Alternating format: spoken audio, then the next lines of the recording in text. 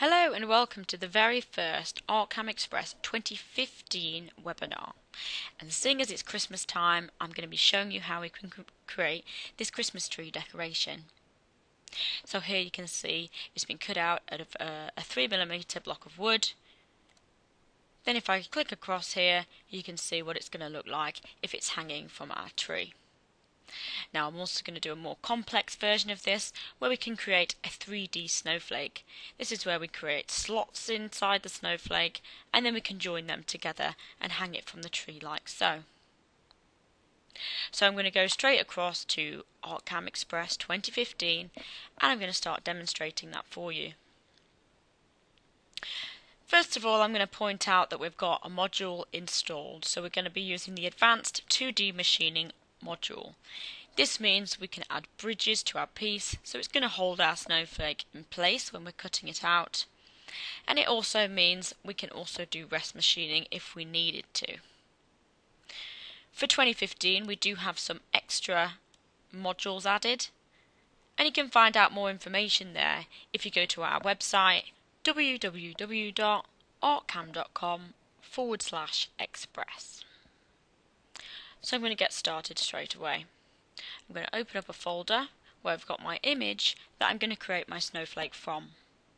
So you can see here I've got snowflake.jpg and I'm simply going to drag and drop him into ArtCAM. I can close that folder down. I'm going to have the default settings left here and just hit OK. So you can see now at the bottom I've got a vast array of colours which actually make up this 2D image. And to make an outline of this white and to simplify my image, I'm just going to reduce the number of colours.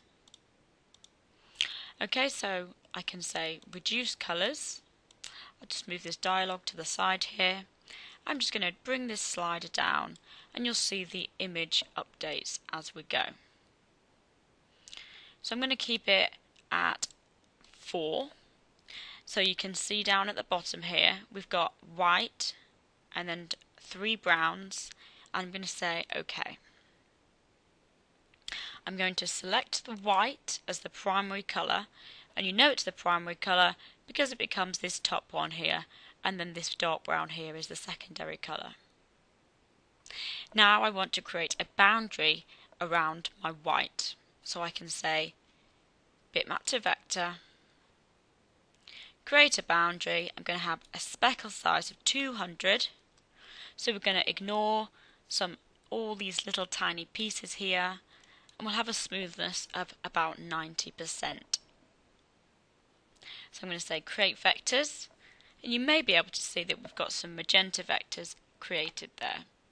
And I can change my slider, which changes the transparency of my image there, so you can see those more clearly.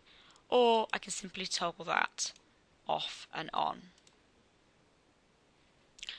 So I can close this form down and I can click away, and the only snowflake I'm interested in is this one here.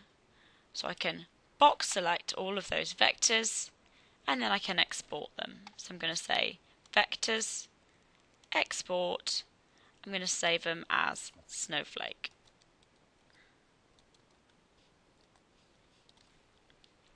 And that's going to be saved as an EPS file. So I'm going to say save. The next thing I can do is open up a new model. So I don't need to worry about saving the one I've just made. I'm going to say File, New, Model. I'm going to set my height to be 150 and width to be 150 as well. And I'm going to have the resolution set to be over 1500 points. I'm also going to have the origin in the center, like so. And you can just change that by clicking on this model image here. So I'll click to the center. I'm going to be working in millimeters. I'm going to say OK. It warns me, do I want to save my changes? No, I do not. So now I've got this new model, I can import my vectors. So I'm going to say vectors, import, and you can see we've got snowflake.eps there, and I'll say open. It's telling me that my vectors are too large for the model I've created, and it's asking me where I want to position them. I want to just position them in the center, so I'll say OK. Now, if I zoom out, you can see that my snowflake is far too big for my model. So what I'm going to do is resize it. So I can click on the transform tool, and I can change the width and height. Now I'm actually just going to change the width to 130 millimeters, and I want to keep my snowflake square, so I'm going to change my height to 130 millimeters as well, and then say apply. If I zoom in now, you can see my snowflake is now positioned nicely in the center of my model. So now what I'm going to do is create some guidelines. So I'll click away, and you can see we've got this ruler at the side here and at the top as well. So I can simply click and drag out a guideline like so. To edit your guideline and position it, you can right click on the guideline and say edit. You can see my position is -51. I want to have my guidelines in the center. Because I've got my origin in the center, I can simply put 0. I'm going to lock it and apply. You can see that my guideline jumps to the center, and it's locked, which means I cannot drag it and move it into an incorrect position now. So I'm going to pull a guideline down from the top as well, and I'll just position it there, right click and edit, and we can change its position to be 0, and I'll lock that one as well, and I'll apply. Close that down, and I'm going to zoom in. Now you can see here that my snowflake isn't square at all. It's actually a little bit wonky. So I'm going to select my snowflake vectors, use my transform tool, and I'm going to rotate clockwise just 1 degree and apply. When I do this, you can see that my snowflake squares up a bit. And now what the best thing to do really is to export these vectors. Now they're resized to the correct size, and they've been twisted slightly, so my vectors are now square. So with them selected, I'm going to say vectors, export, and I'm going to save directly over the top of my original snowflake.eps. Save. Ask me if I want to replace it. I'm just going to say yes. And that's just going to cut down the groundwork for later on. And now I'm ready to continue creating more vectors. Before I do this, however, I want to recenter my snowflake in the middle of my model. And you can do this by pressing this button here, or there's the shortcut which is F9. Okay, so now I've got this. I want to create the loop at the top so I can put a bit of ribbon through and hang it from my tree eventually. So I don't think there's enough room up there, so I'm going to select my snowflake. Again, in the transform, I want to move my snowflake down 5 millimeters. So here in our transform toolbox, you can see we've got the move in the X direction and then the Y direction, and I'm going to move it down -5 millimeters and say apply there. You can see our snowflakes move down. So now what I want to do is move up to the top here, and I'm going to drop in a guideline. I'm just going to pop that on the top like so. Now I've got it touching the top, I can use edit guideline and actually simply move that guideline up 5 millimeters, and that's where I want the center of my circle to be. So my position is about 60. I'm just going to change that to be 65 and lock that and apply. I'm going to close that down, and I'm going to create a circle vector. So I can open up my circle creation form. I can simply click where I want my center to be, and then input a radius of 2 millimeters. Create. I'm going to create a second circle. This time I'm going to have a radius of 5 millimeters and say create. And then I'm going to close that down. Now I'm going to use my guideline here in the center to draw a straight polyline. So I'm going to say create a polyline. We don't want to add to any existing lines. I simply want to snap.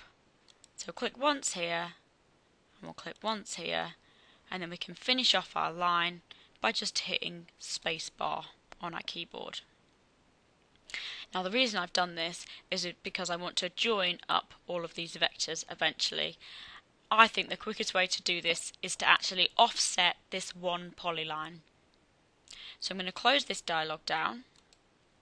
With my polyline selected, you know it's selected because it shows in magenta. I'm going to use the offset vectors icon. So I'm going to use an offset distance of 1.5, so it's going to give us a width of 3 millimeters overall. We're going to offset both sides with sharp corners. We're going to delete the original vector, and then we can say offset. And you can see what we've done there.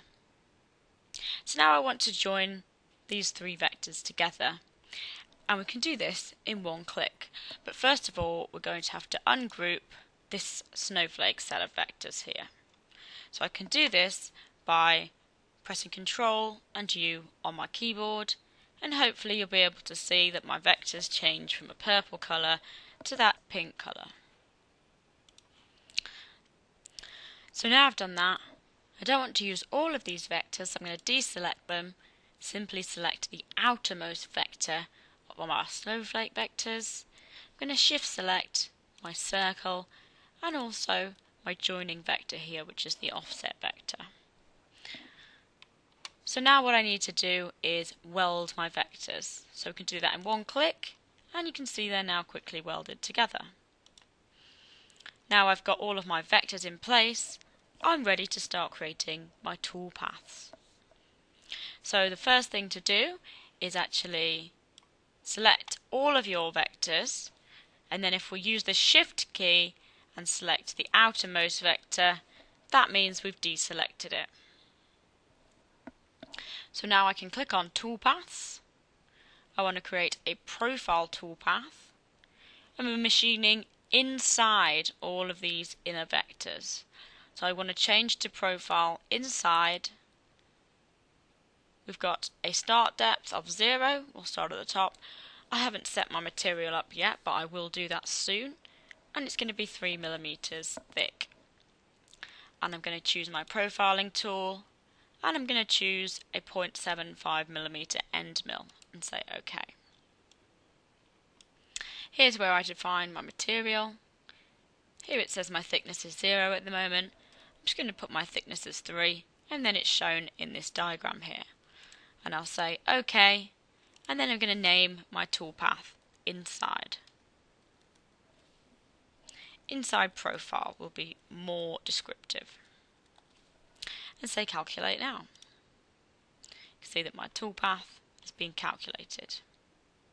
So the next thing I want to do is create my outer toolpath, and this time I'm going to include bridges so my snowflake doesn't just fly off and snap somewhere. So again, go back to toolpaths, create a profile toolpath. This time I do want a profile around the outside. Finish depth is 3 because I've got a thickness of 3 millimeters of material. Choose my profiling tool. I'm going to choose a 3 millimeter end mill, just a bigger tool. And this time, yes, I'm going to add my bridges. I'm going to have a constant number of 3. I want to have a length of 5 and a thickness. I don't want a thickness of 5 because my material is only 3 millimeters thick. So I think I'll have the bridges half the thickness of material. So I'll have 1.5. I'm going to have 2D bridges, and I'm going to say add.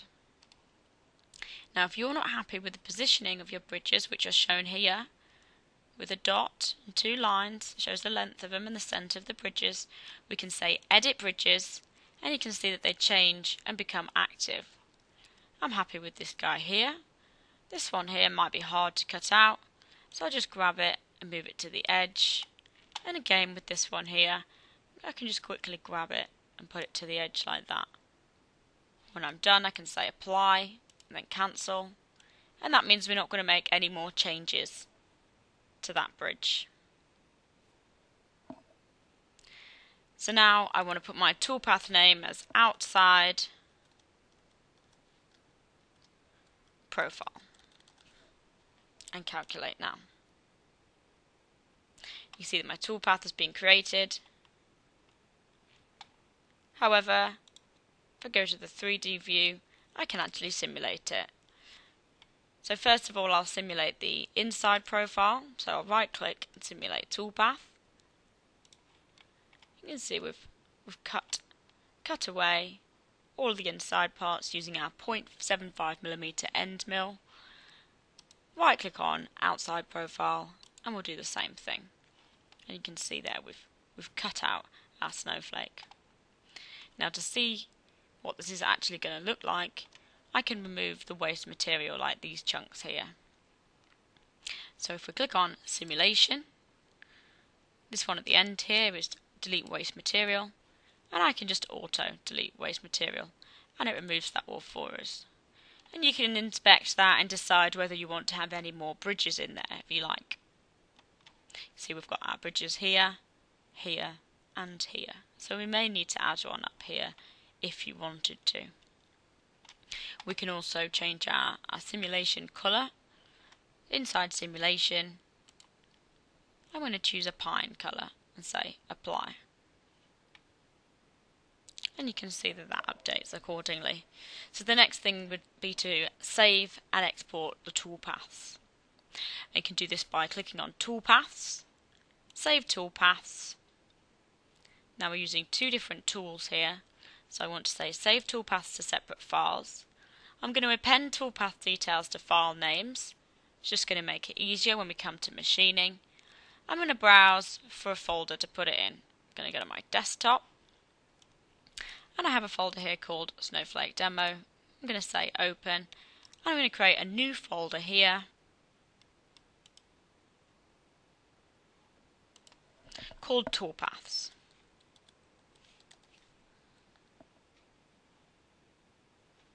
And we're going to call these guys 2D Snowflake.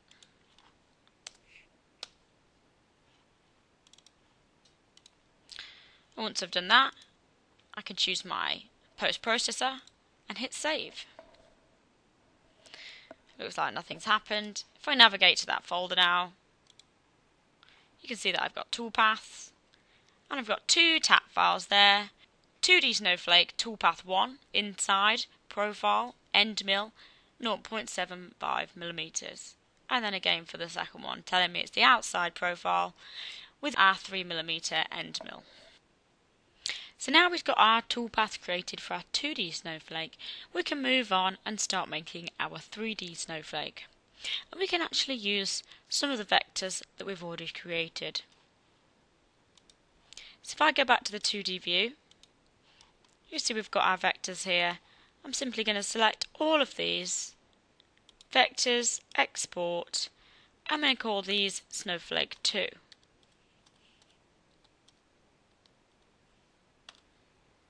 And save that.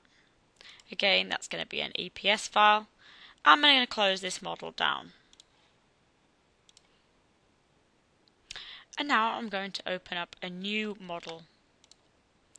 This time I'm going to keep the height as 150mm and I'm going to put the width as 300mm. And that's because we're going to be needing two snowflakes, one on either side. I'm going to have the origin in the bottom left hand corner though this time and say OK. So the first thing I want to do is actually create a square, and this is so I can position my snowflake vectors. So I'm going to create a square, width and height of 150, and that's going to have center point 75 and 75, and I'll say create. Then I'm going to create a second square, same dimensions, but this time the center point is going to be 225. Create. And these are just going to help me position the vectors as I bring them in.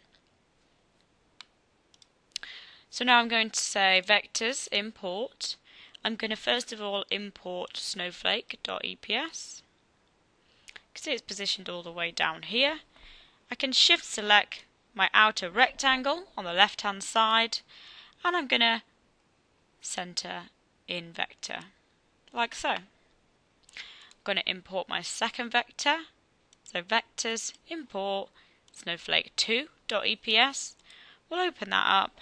I can shift select my second square that I created, and I will center in vector again. And now you can see what I'm doing. Now I actually want to select this vector with my snowflake on the left hand side and align it to this one here. So I can use my transform tool. I'm going to move him 5mm down. And now you can see they're on the same level. I'm going to use guidelines again, so I'm going to pull one down from the top. I'm going to right click on the guideline, edit it and position it at 75 minus 5, so that's 70, and I'll lock that. You can see that drops into place there. I'm also going to need a vector in the center this direction, so I can right click, edit guideline, and that wants to be at 75 as well.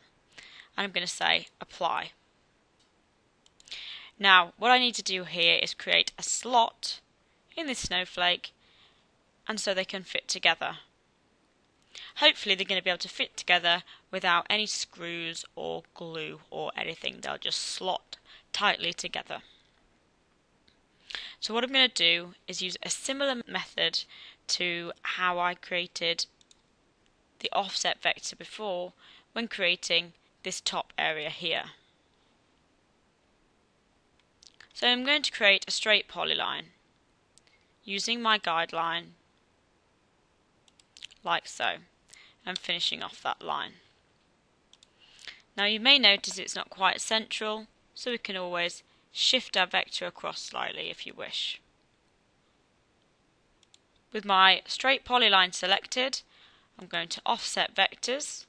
I'm going to use an offset distance of 1.5mm, so we have a slot which is 3mm thick, and that's because our material is 3mm thick, so they can slot together.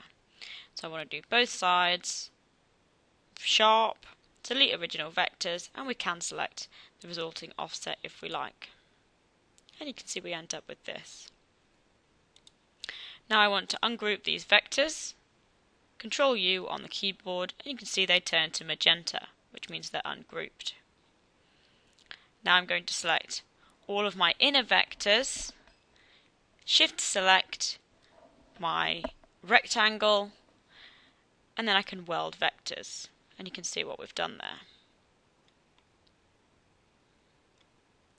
What I also need to do is trim this area here, so if I shift select my outer vectors, now what I'm going to do is explode vectors. That's going to cut the vectors wherever they overlap, which means if I go down here now, I can simply select this section here, and you can see it's cut where the vectors have joined. Delete that. Again, we can cut this section here and delete it. And we've now got our slot created. That's all well and good, but we've actually got broken up vectors now. So what I want to do is join them back together. So we have this outer vector here, but it wants to be joined to this inner vector here as well. So I'm going to go to my join vectors with coincident nodes, like so. And you can see we've got a tolerance here. It tells us the number of vectors we have now, which is 2. Number of vectors after, we're going to have 1. So we'll join them up. Now I'm happy with this area. What I want to do is cut all of these vectors from the bottom here and copy them to this side here, so I don't have to do all that work again. So I'm going to create a straight polyline, snapping to my guideline, going all the way across from one side to the other, like so. Spacebar to finish my line, and then what I can do is select my vector, select my polyline, and then explode. I'm going to do the same to the other side. First of all, I want to ungroup this side. Select my vectors. It's going to have to use the inside vectors as well. Select my polyline and explode. So now what we're going to have is some separate sections here, like so. So first of all, I want to remove all of these bottom vectors underneath this line. So I can box select these vectors, make sure you don't delete any that you want to keep. I can just hit delete, like so. Can also delete these extra bits at the side if I want to. I've already cut this side, so I'm going to box select these guys, and then simply using my copy functionality, which is holding my control key down and dragging them out. We've created a copy, you see. Then if I hold down my Alt key, it keeps it on the same level.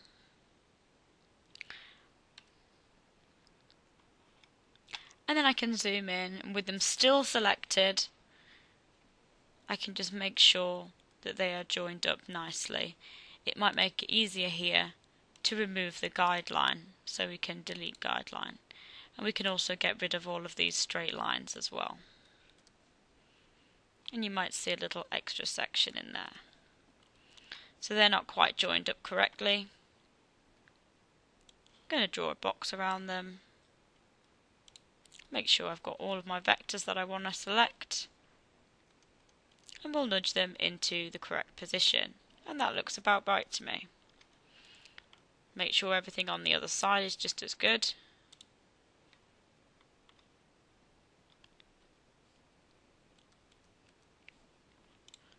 If I delete this line here, you'll be able to see that more clearly. So once we've got that, I can select all of the bits that make up this line here that we used to explode our vectors. We don't need that anymore, especially that little guy in there. And we've got our two snowflake vectors with a nice slot in, so this slot can fit up and sit in there. I'm going to remove this guideline as well. As you can see there, we've got lots of separate little chunks of vectors. So what I'm going to do is shift select all around here. First of all, using the outermost ones, I'm going to say join with coincident nodes.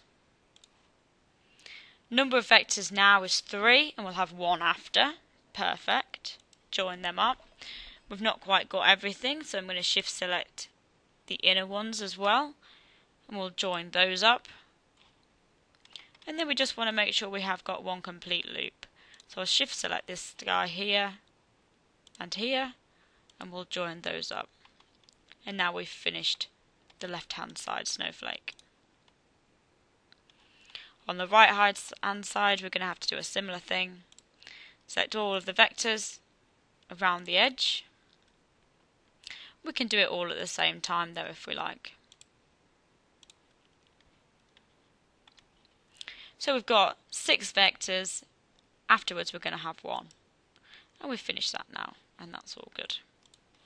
We want to make sure we haven't got any open vectors like here, so we can just close this by moving the ends of the vectors together, and you can see that node turns green there. And now I'm ready to start creating my toolpaths. So I can go on my toolpaths. I want to create a profile toolpath, and I'm going to do all of the outside toolpath first. I'm going to select just the outside ones. We're going to profile, like I said, outside. Finish depth of 3 millimeters. We're going to choose 0.75 millimeter end mill. We're going to add some bridges. So we'll keep the same parameters as before, and we'll say add. If you don't like the positioning of them, we can say edit, and we can move them around to a more suitable location if you like.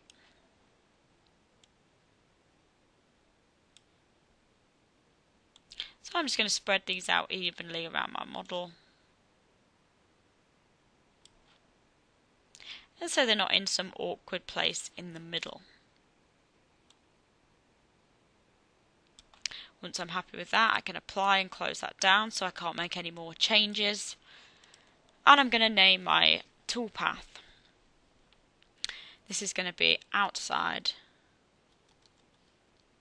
profile. Calculate. You can see that that's done now. Close that down. You can turn off all of those toolpaths so I can't see them in the 2D view. And now I want to grab everything else. So I want to select all of the inner vectors. So hopefully I can do this just by grabbing them. I'm going to do the same over here. Holding down my shift key. And make sure we get these two guys at the top here. Once I'm ready, I'm going to create my profile toolpath. This time we need to profile along the inside, otherwise we're going to remove too much material. Start depth 0, finish depth 3. Profiling tool is going to be our 0.75. I don't want any bridges. I'm going to define my material now. So it's going to be a 3mm block of material. Name my toolpath. These are going to be called inside profile.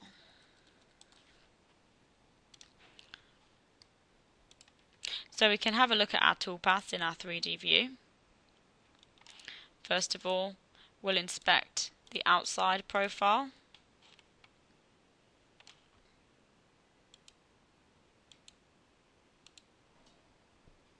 So now what I can do is simulate all toolpaths. I'm going to go to my simulation, delete waste material. I'm going to choose pine as my material colour and apply. And you can see that that's what our snowflake is going to look like.